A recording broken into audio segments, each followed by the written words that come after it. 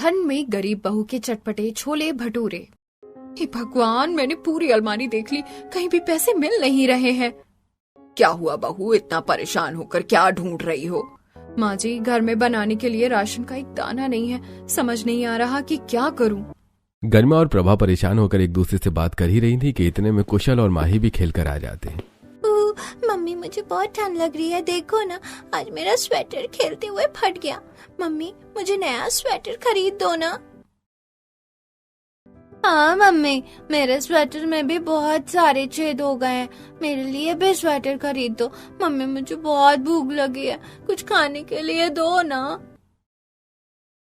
बच्चों, अभी तो खाने के लिए कुछ भी नहीं है, लेकिन तुम लोग थोड़ा सा इंतजार कर लो। जैसे ही तुम्हारे पापा काम से लौटेंगे, मैं तुम लोगों के लिए अच्छा अच्छा खाना बनाऊंगी और उनसे स्वेटर खरीदने के लिए भी कहूंगी। आप सच कह रही हो मम्मी, आप सच में बेस्ट हो। इतना कहकर बच्चे वापस खेलने के लिए चले जाते हैं और घर पर प्रभा रसोई में बैठकर राशन के बर्तन झांकती है, लेकिन उसे किसी भी डिब्बे में कुछ भी नहीं मिलता। इससे गुस्सा होकर प्रभा, नीरज, तू हमेशा किताबों में ही घुसा रहता है। घर की हालत इतनी खराब है, घर पर खाने के लिए एक दाना नहीं है और तुझे कोई फर्क नहीं पड़ता। नीरज, जो एक कोने में बैठकर बड़े ध्यान से अपनी पढ़ाई कर रहा था, प्रभा की बात सुनकर वो पढ़ाई से ध्यान हटाता है और प्रभा को देखकर पूछता है, क्या हुआ माँ, आप मुझे कभी पढ़ने क्यों नहीं देती हैं? आपको पता है ना मुझे डॉक्टर बनना है, इसलिए मैं दिन रात एक करके पढ़ाई कर रहा हूँ।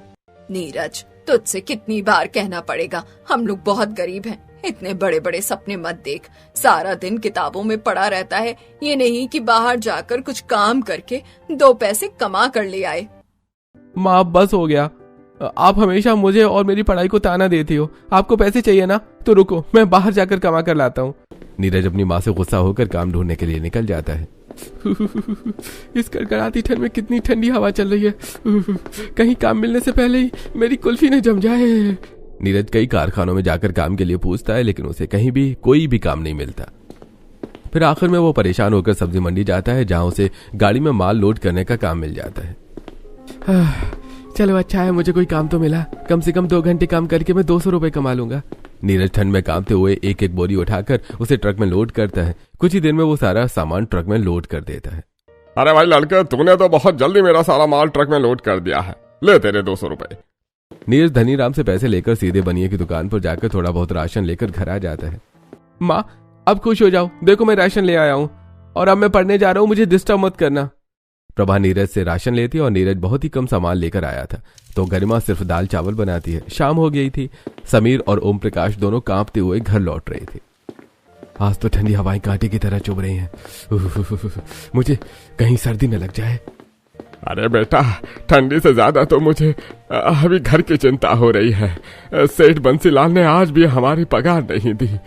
ओम प्रकाश और समीर सेठ बंसीलाल के कारखाने में काम करते थे, जो बिस्किट बनाने का काम करती थी। बंसीलाल एक नंबर का खड़ूस आदमी था, वो गरीबों को हमेशा परेशान करता था। अपनी गरीबी से परेशान समीर और ओम प्रकाश दोनों ठंड में कांपते हुए घर आते हैं। गरिमा, मुझे बहुत ठंड लग रही है, जल्दी कुछ करो ना। समीर जी और पिताजी, आज तो आप लोग बहुत ही ज्यादा कांप रहे हैं। माँ जी, आप जल्दी से इन्हें अंगीठी के सामने बिठाइए, तब तक मैं गर्म पानी करके लाती हूँ। प्रभा फटाफट से अंगीठी जलाकर अपने पति और बेटे के सामने रख देती है। इतनी देर में गरिमा भी गर्म पानी करके आती है और समीर और ओम प्रकाश को देती है।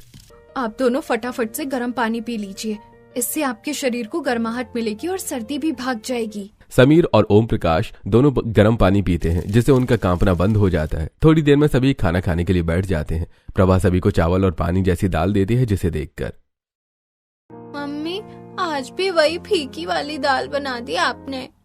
बच्चों, अभी दाल चावल खा लो, कल मैं पक्का तुम्हारे लिए अलग सा खाना बनाकर खिलाऊंगी। नहीं मम्मी, मैं नहीं खाऊंगा। मेरे स्कूल में सभी अपनी मम्मी के हाथ का बना चटपटा खाना लेकर आते हैं, लेकिन आप हमें सिर्फ सूखी रोटी और अचार देती हो। मम्मी, स्कूल के बच्चे हमारे टिफिन का काफी मजाक उड़ाते हैं। एक तरफ जहां बच्चे अच्छा चटपटा खाना खाने की जिद करते हैं, तो वहीं दूसरी तरफ पड़ोस के राजवीर के घर से गर्मा गर्म चटपटे छोले भटूरे की खुशबू आती है। अरे वाह, छोले भटूरे की कितनी अच्छी खुशबू आ रही है। इस चटपटे छोले भटूरे के आगे तो ये दाल चावल मुझसे खाई नहीं जा रहे हैं।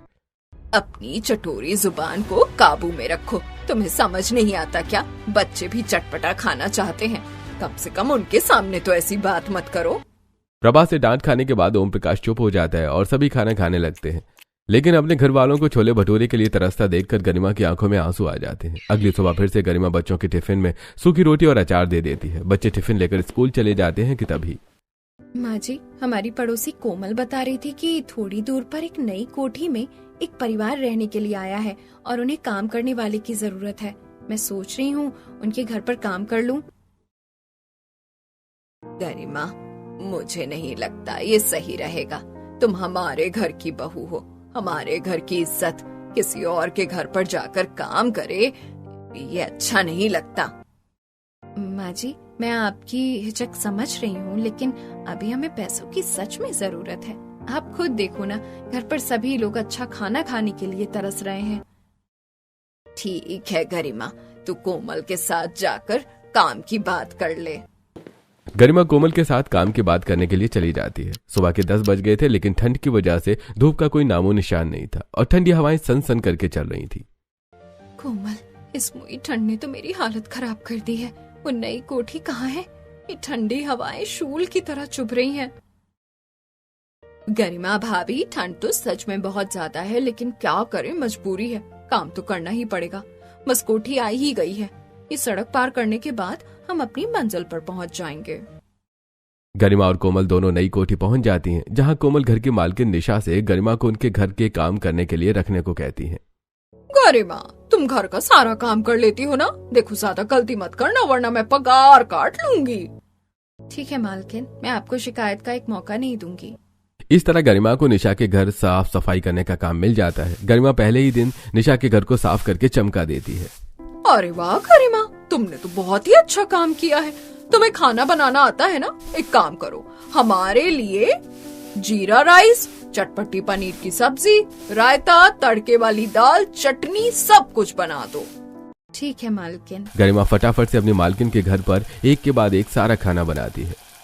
हमारे घर पर हर दिन पतली दाल और चावल बनती है, और यहाँ देखो कितना टेस्टी, स्वादिष्ट, चटपटा खाना बन रहा है। गरिमा सारा खाना बना देती है। निशा जब उसके हाथ का खाना खाती है तो अरे वाह गरिमा, तुम तो बहुत ही चटपटा और स्वादिष्ट खाना बनाती हो। अगर तुम ऐसे ही काम करती रहोगी, मैं तुम्हारी तनख्वाह बढ़ा भी दूंगी। गरिमा ने निशा के घर का सारा काम कर लिया था और अब उसके घर जाने का टाइम हो गया था, तो वो घर के लिए निकलती है। रास्ते में आज काफी तेज ठंडी हवाएं चल रही थी, लेकिन उसका ध्यान बाजार में बेच रहे छोले भटूरे वाली की तरफ जाता है। छोले भटूरे की खुशबू से गरिमा पुरानी यादों में खो जाती है। पापा, बड़ी ठंड लग रही है, मुझे और कितनी दूर ठेले को ठेल कर ले जाना पड़ेगा? अरे बेटी, अभी से ही थक गई हैं? तुम तो कह रही थी कि मेरे साथ बुधवार के बाजार में जाकर छोले भटूरे बेचोगी। मैंने तो तुम्हें मना भी किया था, लेकिन तुमने मेरी बात नहीं मानी। अरे नहीं पापा, मुझे बुध बाजार के दिन आपके साथ छोले भटूरे बेचना है। इस दिन लोगों की भीड़ ज्यादा होती है, मुझे आपकी मदद करवानी पड़ेगी ना। मेरी बिटिया रानी कितनी समझदार है। गरिमा के पिता हरि किशन छोला भटूरा बेचा करते थे। उनके छोले भटूरे सच में बहुत ही टेस्टी होते थे। अपने पिता के काम में मदद करते करते गरिमा ने भी चटपटे छोले भटूरे बनाना सीख लिया था। अरे भाई बहन जी, आपको दिखता नहीं है क्या? सड़क के बीच में क्यों खड़ी हो? गाड़ी के हॉर्न की आवाज से गरिमा अपने ख्यालों से बाहर आती है। इस आदमी के छोले भटूरे की खुशबू से तो मुझे भी छोले भटूरे बनाने का मन कर रहा है। मैं तो इससे भी ज्यादा चटपटे छोले भटूरे बनाती हूँ, पर क्या करूँ, घर में राशन लाने के पैसे नहीं है। छोले भटूरे कैसे बनाऊंगी? गरिमा मन उदास करके रास्ते से घर चली जाती है। गरिमा का चेहरा आज काफी उतरा हुआ था, तो प्रभा उससे पूछती है, क्या बात है गरिमा, आज तुम काफी परेशान लग रही हो। कुछ नहीं माँ जी, सब ठीक है। ओम प्रकाश और समीर भी कारखाने से काम खत्म करके घर आ जाते हैं। बहू, आज जल्दी से खाना दे दो, बड़ी भूख लगी है। गरिमा सभी को पानी जैसी दाल, रोटी और अचार खाने के लिए देती है, जिसे देखकर सबका मुंह बन जाता है। गरिमा, आज भी खाने में वही पतली सी दाल बनाई है। इस खाने में तो कोई स्वाद ही नहीं है। मेरे साथ जो कल लोग काम करते हैं वो कितना स्वादिष्ट चटपटा खाना लेकर आते हैं। मैं जानती हूँ आप सबको चटपटा खाना खाने का कितना मन है, लेकिन घर में उतना राशन नहीं है, इसलिए जो था मैंने उसी से खाना बना दिया। मैं जानता हूँ, लेकिन क्या करूँ, अच्छा खाना खाने का मन करता है। आज तो एक आदमी चटपटे छोले भटूरे लेकर आया था। उसने मुझे एक भटूरे के साथ छोले खाने के लिए भी दिए, लेकिन मुझे और खाने का मन कर रहा था। समीर बिल्कुल सही कह रहा है। मैंने भी चटपटे छोले भटूरे तुम्हारी शादी के टाइम पर खाया था। अब तो काफी समय हो गया है। आज यहाँ घर के सामने भी एक छोले भटूरे वाला बेचने आया था, जिसे देखकर मेरा भी जी ललचा गया। गरिमा खुद बहुत ही स्वादिष्ट छोले भटूरे बनाना जानती थी, लेकिन पैसों की कमी की वजह से वो छोले भटूरे नहीं बना पाती है और अपने परिवार वालों को चटपटे छोले भटूरे खाने के लिए बस तड़पते देखते रह जाती है। ऐसे कुछ दिन बीतते हैं और निशा के घर पर। अच्छा हुआ गरिमा तुम आ गई। आजकल बाजार में छोले भटूरे बहुत बिक रहे हैं। मेरे बेटे को छोले भटूरे खाने का मन कर रहा है, तो उसके लिए छोले भटूरे बना दो। मैंने छोले फुला कर रख दिए थे। मेरे परिवार वाले, खासकर कुशल और माही, पता नहीं कितने दिन से छोले भटूरे खाना चाहते हैं, लेकिन आज मुझे दूसरे के लिए चटपटे छोले भटूरे बनाने पड़ेंगे। गरिमा किचन में जाती और फिर कुकर में फूला हुआ चना, नमक और पानी डालकर 4 से 5 सीटी में नरम करके उबालती है और दूसरी तरफ वो भटूरे का मैदा गूंथकर उसे 2 घंटे के लिए सॉफ्ट होने के लिए रख देती है। मैंने मैदा तो लगा दिया है, अब छोले का मसाला तैयार करना है। गरिमा बारीक बारीक प्याज टमाटर काटती है और फिर छोले का मसाला तैयार करती है। वो कढ़ाई में तेल गरम करती है और फिर जीरा तेज पत्ता डालकर प्याज टमाटर अदरक को अच्छे से भूनती है। फिर उसमें नमक कश्मीरी लाल मिर्च डालकर अच्छे से मिलाती है। मसाला जब तैयार हो जाता है तो गरिमा उसमें उबले हुए छोले डालकर थोड़ा पानी डालकर पकने के लिए रख देती है। अरे वाह, चटपटे छोले भटूरे की ऐसी खुशबू तो बाजार से भी नहीं आती है। मुझे तो खुशबू से ही जोरों की भूख लग रही है। निशा, तेरे घर से तो चटपटे छोले भटूरे की कितनी अच्छी खुशबू आ रही है। माफ करना, लेकिन इस खुशबू की वजह से मेरा भी मन कर रहा है चटपटे छोले भटूरे खाने का। अरे, इसमें माफी मांगने वाली कौन सी बात है। तू मेरी पड़ोसी ही नहीं है, बहुत अच्छी दोस्त भी है। अब तू आ गई है तो चटपटे छोले भटूरे खाकर ही जाना। किचन में गरिमा ने भी चटपटे छोले बना लिए थे। अब वो गर्मा गर्म भटूरे बना रही थी। थोड़ी देर में चटपटे छोले भटूरे बनकर तैयार हो जाते हैं और गरिमा सभी को छोले भटूरे परोसती है। साथ में वो प्लेट में नींबू और अचार भी देती है। जैसे ही सभी गरिमा के हाथ के चटपटे छोले भटूरे खाते हैं वैसे ही।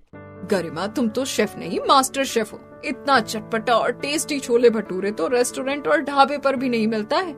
सच में तुम्हारे हाथ के बने चटपटे छोले भटूरे खाकर तो मजा ही आ गया। निशा बिल्कुल सही कह रही है गरिमा, तुम्हारे छोले भटूरे की बात ही अलग है। मैंने कई जगहों पर छोले भटूरे खाए हैं, लेकिन तुम्हारे चटपटे छोले भटूरे का स्वाद मेरी जुबान पर चढ़ गया है। तुम बता सकती हो तुम्हारे छोले भटूरे का स्वाद इतना अलग क्यों है? मेरे छोले भटूरे का स्वाद इसलिए अलग है क्योंकि मैं दिल्ली स्टाइल स्पेशल छोले भटूरे बनाती हूँ, जो बहुत ही चटकदार और चटपटा होता है। मैंने अपने पिताजी से चटपटे छोले भटूरे बनाना सीखा है। यार गरिमा, तुम्हें तो दुकान खोल लेनी चाहिए। इतने लाजवाब चटपटे छोले भटूरे कहीं नहीं बिकते हैं। अगर तुमने दुकान खोल ली तो मैं और निशा हर दिन तुम्हारी दुकान पर चटपटे छोले भटूरे खाने के लिए आया करेंगी। निशा और उसकी पड़ोसी की गरिमा के हाथ का बना चटपटा छोला भटूरा बहुत ही ज्यादा पसंद आता है। निशा के घर पर काम करने के बाद गरिमा घर लौटती है और रास्ते में आज तो छोले भटूरे बनाने की वजह से काफी सारे बर्तन निकल गए थे। इतने ठंडे पानी से इतने सारे बर्तन धोने के बाद तो मेरे हाथ लाल हो गए। मालकिन के घर पर हीटर की वजह से ठंड समझ नहीं आती है, लेकिन बाहर तो कड़कड़ाती ठंड है। निशा के घर से निकलने के बाद ही गरिमा को सर्दी लगने लगती है। वो जैसे तैसे घर आती है, वहीं बिस्किट के कारखाने में। अरे समीर बेटा, आज तो बड़ी जोरों की ठंड लग रही है। मुझसे तो बिल्कुल भी काम किया नहीं जा रहा। आज पगार मिलने वाली है और देखो ना, मैंने अभी तक टारगेट पूरा ही नहीं किया। पिताजी, इस बार तो ठंड की वजह से मेरी भी हालत खराब हो गई है। मैंने भी अपना टारगेट पूरा नहीं किया है। पता नहीं सेठ हमारे पैसे देगा भी या नहीं। अरे आगे तुम दोनों कामचोर बाप बेटे पैसे लेने के लिए। अरे पैसे लेने में तो तुम दोनों आगे रहते हो, लेकिन जब काम करने की बारी आती है तो तुम्हारे हाथ पैर नहीं चलते हैं। इस बार तो तुमने अपना टारगेट भी पूरा नहीं किया है। इस बार माफ कर दीजिए मालिक, अगली बार से ऐसा नहीं होगा। हम लोग अगली बार टारगेट पूरा कर लेंगे। अरे देखो, मैंने ये खैराती नहीं खोल रखी है। तुमने काम पूरा नहीं किया है, इसलिए इस बार तुम दोनों को 12,000 रुपए ही मिलेंगे। अरे ऐसा मत कीजिए मालिक, वैसे भी इस महीने पगार बहुत लेट से मिल रही है। घर में पैसों की बहुत जरूरत है। आप 3,000 रुपए मत काटिए।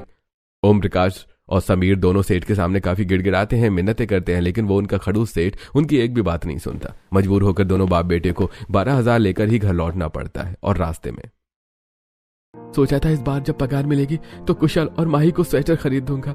हम लोग भी बड़े हैं, फिर भी ठंड बर्दाश्त कर सकते हैं, लेकिन ठंड में तो बच्चों की हालत खराब हो जा रही है। अरे बेटा, मैंने सोचा था इस बार जब पगार मिलेगी तो हम लोग घर के लिए रजाई लेंगे, क्योंकि सोने में बड़ी दिक्कत होती है, लेकिन सब गड़बड़ हो गया। अब 12,000 में से 3 से 4,000 रुपए तो सिर्फ घर का किराया और बिजली का बिल भरने में चला जाएगा, और 3 से 4,000 कुशल और माही की पढ़ाई में, स्कूल की फीस देने में खर्च हो जाएंगे। अरे अब इतने से पैसे में आदमी खाएगा क्या और बचाएगा क्या? अरे मुश्किल 4 से 5,000 रुपए बचेंगे, और हमारे घर पर खाने वाले 6 लोग हैं। इस तरह बातें करते हुए ओम प्रकाश और समीर छोले भटूरे की दुकान पर लोगों को चटपटा छोला भटूरा खाते हुए देखते हैं। बेटा, बड़े दिनों से छोले भटूरे खाने का मन कर रहा है, चलो ना छोले भटूरे खाते हैं। पिताजी, हमारे घर पर सभी छोले भटूरे खाना चाहते हैं, ऐसे ठेले से छोले भटूरे लेकर खा लेना सही नहीं रहेगा। एक काम करते हैं, राशन की दुकान से छोले भटूरे का सामान लेकर घर चलते हैं। गरिमा हमारे लिए चटपटे छोले भटूरे दिल्ली स्टाइल में बना देगी, उसे भी अच्छे छोले भटूरे बनाने आते हैं। ओम प्रकाश और समीर दोनों बनिए की दुकान पर जाकर छोले भटूरे बनाने का सारा सामान लेकर घर आ जाते हैं, समीर के हाथों में काफी सारा राशन देखकर। समीर बेटा, इतना सारा राशन क्यों लाए हो? माँ, आज हम लोगों को पगार मिली है और हम लोग बहुत दिनों से ही छोले भटूरे खाना चाहते थे, इसलिए मैं और पिताजी बनिए की दुकान से छोले भटूरे बनाने का सारा सामान लेकर आ गए हैं। गरिमा, तुम हमारे लिए चटपटे छोले भटूरे बना देना।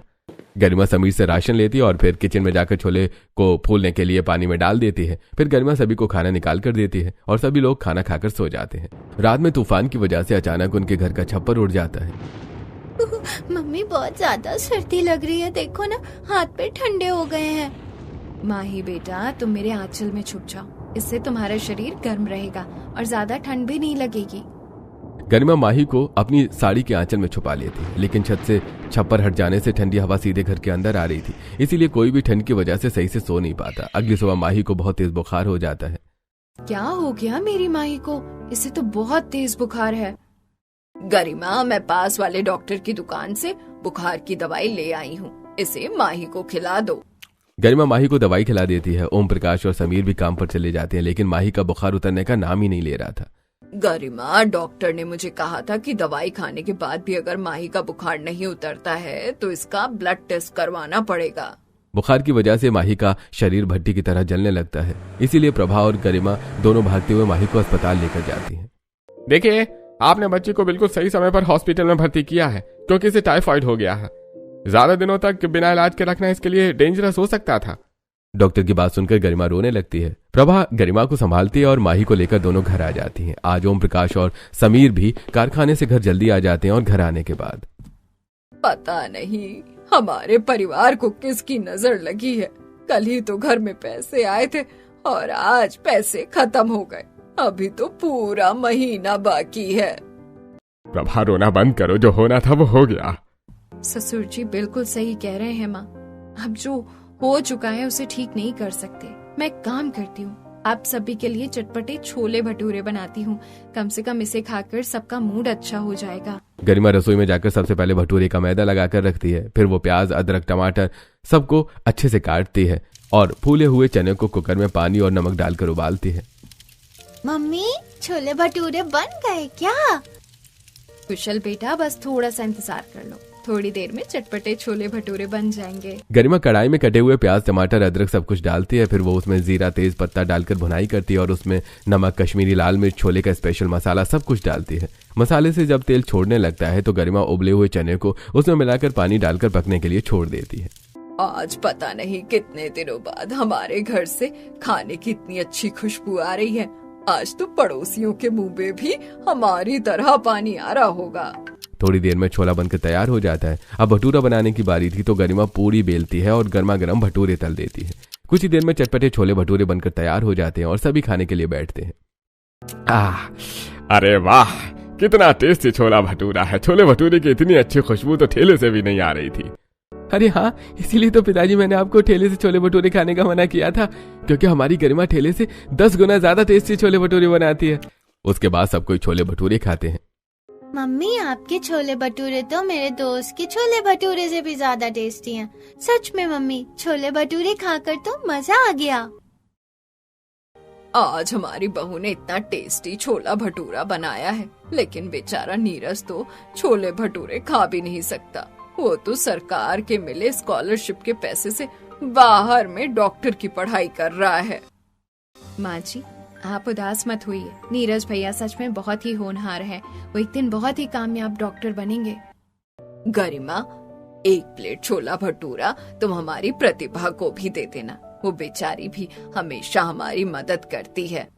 सभी लोग खाना खाते हैं और फिर सोने के लिए चले जाते हैं। गरिमा ठंड में घर के बाहर आकर पड़ोसी को छोले भटूरे देती है। अरे वाह गरिमा, तुमने चटपटे छोले भटूरे बनाए हैं। आज तक तो मैंने सिर्फ तुम्हारे छोले भटूरे की तारीफ सुनी थी, लेकिन आज स्वाद चखने को भी मिल गया। प्रतिभा गरिमा के सामने ही छोले भटूरे खाती है और उसकी बहुत तारीफ करती है। प्रतिभा को छोले भटूरे देकर गरिमा अपने घर आ रही थी कि अचानक ठंडी हवा चलने से उसका पूरा शरीर सिहर जाता है।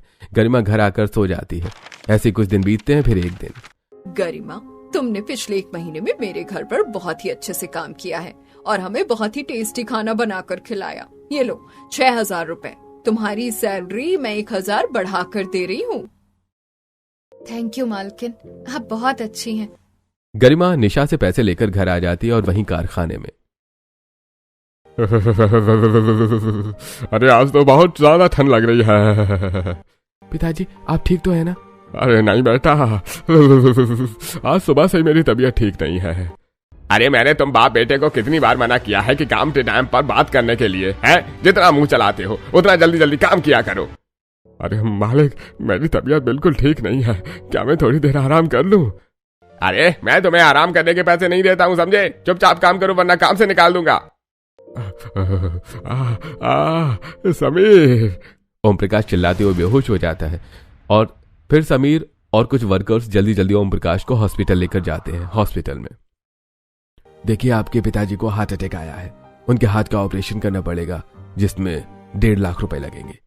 समीर ओम प्रकाश को अस्पताल में एडमिट करके घर आता है और डॉक्टर की कही बात गरिमा और प्रभा को बताता है, जिसे सुनकर प्रभा रोने लगती है।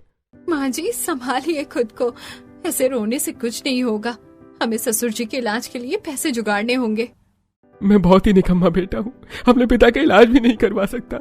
समीर जी ऐसा मत कहिए, आज मेरी मालकिन ने मुझे कहा मैं बहुत ही चटपटे छोले भटूरे बनाती हूँ। मुझे अपना टैलेंट वेस्ट नहीं करना चाहिए और चटपटे छोले भटूरे बनाकर बेचना चाहिए। आज मुझे पगार मिली है, मुझे लगता है कि अगर मैं छोले भटूरे बनाकर बेचूं तो ससुर जी के इलाज के पैसे जमा कर सकती हूँ। तुम बिल्कुल सही सोच रही हो गरिमा, तुम छोले भटूरे भेजने का काम शुरू करो, हम सब तुम्हारे साथ हैं। गरिमा अपनी सास प्रभा के साथ किराने की दुकान पर छोले भटूरे का सामान लेने के लिए चली जाती है। वो काफी सारा तेल, मसाला, चना, मैदा, लोगों को खिलाने के लिए प्लेट, सब कुछ खरीद कर लाती है। गरिमा बेटा, सारा सामान आ गया है। समीर ने ठेले वाले की दुकान से किराए पर ठेला भी ले लिया है और छोटा सा गैस चूल्हा भी आ गया है। तू चने फुलाकर रख दे, कल सुबह हम लोग चटपटे छोले भटूरे बनाएंगे। अगली सुबह गरिमा सबसे पहले उठती और मैदा लगाने के लिए जैसे ही पानी छूती है, हाय दैया, ये पानी है या बर्फ, इतना ठंडा। बेचारी गरिमा ठंड में कांपते हुए ठंडे पानी से ही मैदा गूंथती है और फिर चने को उबालने के लिए कुकर में चढ़ा देती है। वो प्याज, टमाटर, अदरक सब कुछ अच्छे से काटती है। इतनी देर में प्रभा भी उठ जाती है। गरिमा, तूने इतनी ठंड में सारा काम अकेले कर लिया, एक बार आवाज दे देती ना, मैं भटूरे बनाने में तेरी मदद कर दूंगी। तब तक मैं जाकर ठेला सजा देती हूँ।